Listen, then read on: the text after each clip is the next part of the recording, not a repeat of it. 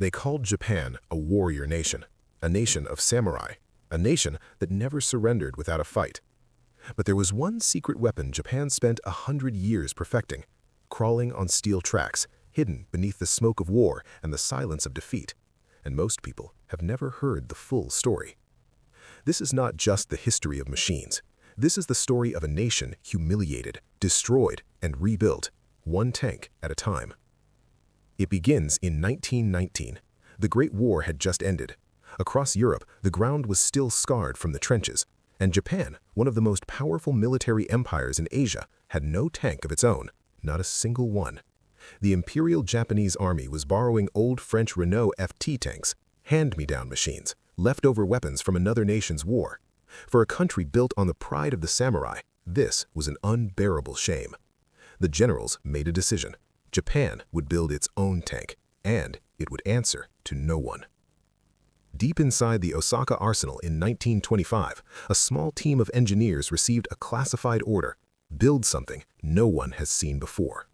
Their first attempt, a massive 20-ton prototype called the Type 87 Chi-I, was completed in 1927. It looked terrifying on paper. In real trials at the Fuji training grounds, with generals watching from the stands, the truth came out. 20 tons, underpowered engine, crawling speed. The generals stood up and walked away, rejected completely. The engineers went back. This time, they purchased a British Vickers medium C tank in 1927, studied every bolt, every gear, every weld, and from those secrets, they built something new. In April 1929, the Type 89 Igo was born, Japan's first real tank. Built by Mitsubishi, armed with a 57mm cannon, crew of 4. And then, in 1934, came the upgrade that changed history forever, the Type 89B. Engineers replaced the gasoline engine with a new Mitsubishi air-cooled diesel, lower fire risk, better fuel economy, stronger torque. The Type 89B became the first mass-produced diesel-powered tank in the entire world. Not Germany, not Soviet Union, not America. Japan, in 1934, led the world. And it performed. In the First Battle of Shanghai in 1932, the Type 89 crushed opposition. Japanese tank crews felt invincible. The empire was expanding. Manchuria, China. The machine was doing its job. But victory had made them blind. The barren steppes of Nomonhan on the Mongolian-Soviet border, Japan sent its Type 89s against the Soviet Red Army. What happened next haunted Japanese military commanders for years. Soviet BT-7 tanks outranged them completely. Soviet 45mm armor-piercing shells tore through the Type 89's thin 17mm armor like paper. Japanese shells bounced harmlessly off Soviet hulls. Japan lost hundreds of men and dozens of tanks in days. The Type 89, the pride of the empire, was exposed as dangerously obsolete. The shame was total, but the lesson was brutal and clear. The old tank had to die. Something new had to be born immediately. Mitsubishi had already been working in secret since 1937. What emerged was the Type 97 Chi-Ha, heavier, faster, a 170-horsepower diesel engine, a new improved suspension, a short 57mm gun for infantry support. Nearly 3,000 of these machines were eventually built, the most produced Japanese tank of World War II. They rolled across China, through the Philippines, into Burma, across Pacific Islands. The Chi-Ha was everywhere. But it carried a hidden flaw, a deadly one. When Japan met the American M4 Sherman tank in the Pacific in 1942, the flaw could no longer be hidden. Sherman shells went straight through Chi-Ha armor at combat range. Japanese shells bounced harmlessly off Sherman hulls like pebbles off a wall. Japanese tank crews climbed into their Chi-Has knowing they were outgunned, knowing they might not come back. Some strapped explosives to themselves and charged enemy tanks on foot because their own guns were useless. Japan was fighting a modern tank war with the wrong weapon, and everyone knew it. The engineers raced.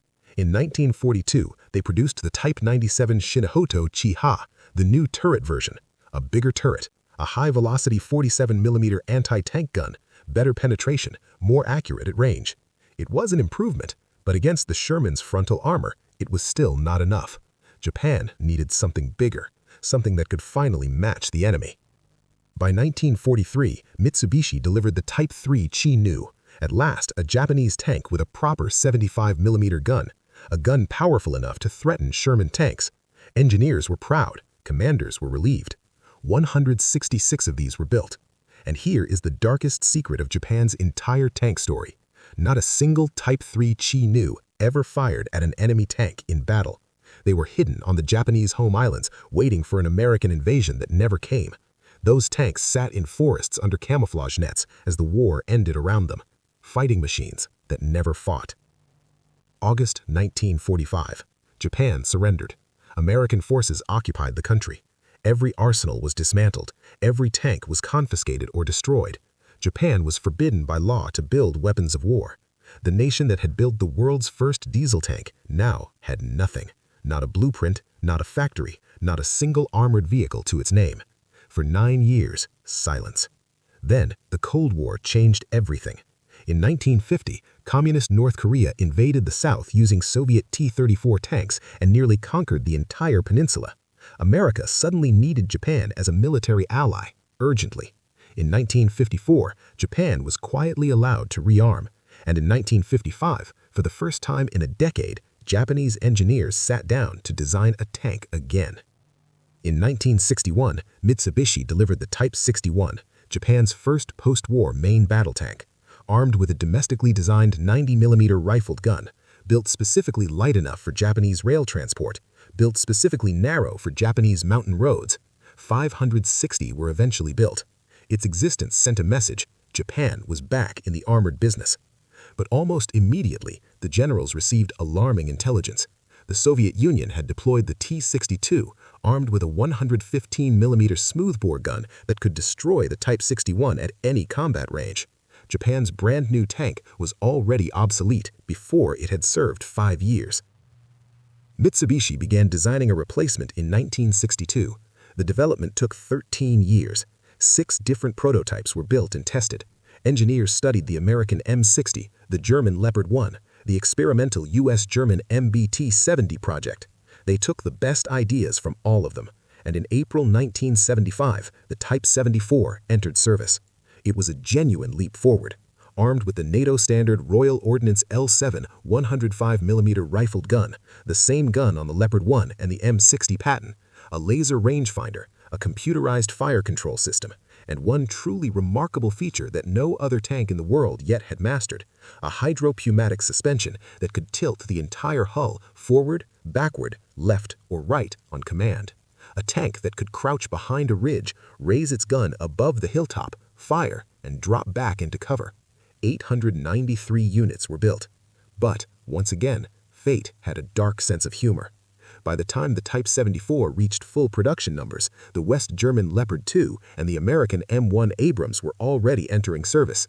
Third-generation tanks, composite armor, 120mm guns. The Type 74 was competitive for perhaps 3 years before it began falling behind again. Japan refused to accept permanent second place. In 1976, the most secretive and ambitious Japanese tank program in history began. It had no public name, no press releases, just engineers working behind closed doors on something that would finally make Japan a front-rank tank power. In 1990, the curtain fell. The Type 90, Japan's answer to everything. Armed with a 120mm Rheinmetall smoothbore gun licensed from Germany, the exact same weapon fitted to the Leopard 2, a bustle autoloader that reduced the crew from 3 to 2, composite armor, advanced digital fire control, thermal imaging, top speed of 70 kilometers per hour. The Type 90 was competitive with any tank on Earth at the moment of its birth.